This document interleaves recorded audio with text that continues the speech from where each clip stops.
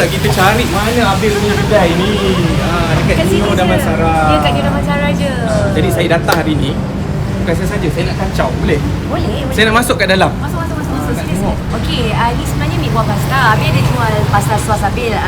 Brand dia Amore in Cucina. Yes, Amore in Cucina. So maksud dia love in the kitchen. So I tahu semua orang memang suka tengok masak pasta, and I love pasta so much. So ini adalah yang Abil masak sendiri lah. It's my home cook yang I makan kat rumah. Berapa harga untuk satu? Okey, untuk satu botol ni dalam ni adalah ada 450 gram. Satu botol ni RM39.90. Ya, dalam ni ada tomato yang Abi gunakan kat rumah, which is trust tomato dan juga cherry tomato. So I memang tak gunakan can. So rasa dia tak seperti yang korang rasa di supermarket atau di mana-mana. Ini memang rasa home cooked sebab Abi menggunakan real tomatoes. Okay. So watak utama dia tomatoes lah, tomatoes yang paling parah sekali.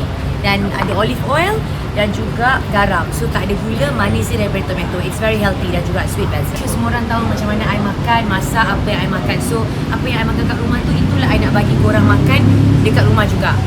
So I tak nak tipu macam nak buat jumlah yang banyak, so I nak kena cut budget, I kena bagi makan yang ni, tapi I keluar produk I tak. I mungkin I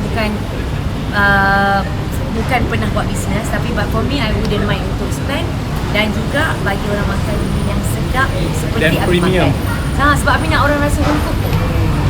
So bisnes ni dikira untuk Ramadan ni juga ataupun Yang pasta sos ni memang all the time. So makan sentiasa ada. Abi rasa Abi akan produce more and more sebab masih banyak lagi orang yang dapat nak settlekan. Sementara ni sebab memang tengah cuti, tak ada buat apa. Ada shoot tapi dah ada timeline kan. So tak apalah. So for now I fokus yang ni dan dia akan continuously je lah. And then untuk masak ni Abi tengah plan sekarang ni. Abi tengah plan untuk buat road tour Amore in Cucina. So I akan travel satu Malaysia untuk berjumpa sendiri dengan orang-orang kampung kat kawasan-kawasan yang mereka susah datang sini. Sebab I rasa kalau I post macam diorang beli dan I post tu, itu biasa.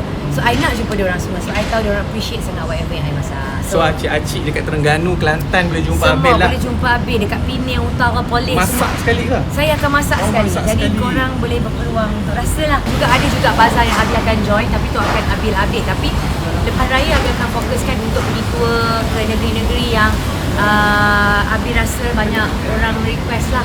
Sebab dia buat konsert nak buat tour. Itulah niat I. Kau buat konsert ada tour tu tau.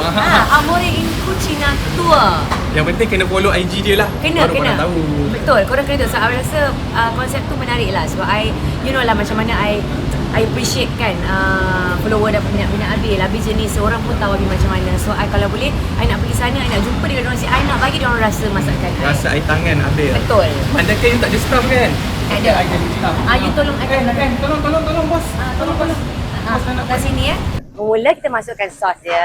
Sos 1 sendok. 1 sendok. Kacau. Tak payah kacau pun tak apa. Tak payah kacau? Nah, awak tolong saya letak ni. Okey. Letak pasta dekat dalam. So kita ambil. Dah boleh masuk ke belum? Dah. Kita masukkan meatballs. Saya masukkan pasta. Ya. Lepas tu kita masukkan meatballs. Dah. Lepas tu kita kacau-kacau. Sebab I nak apa orang kata ikut Abil sebagai pekerja di road tour. Ayo. Yang tu je, senang je.